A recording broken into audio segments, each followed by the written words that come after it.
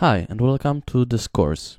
My name is Kevin, and in this course we're going to look at about how to get six-pack abs.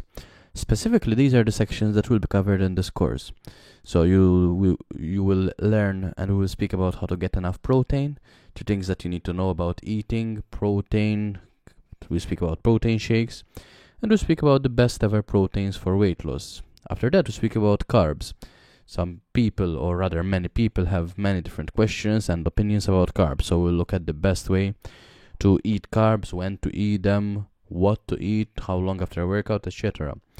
We'll then speak about the next component in a healthy fat loss in order to get six-pack abs, which is eating fats. Many people avoid fats like the plague. However, it doesn't have to be that way. There's a time and place for fats in your diet, and we'll look at that in this section.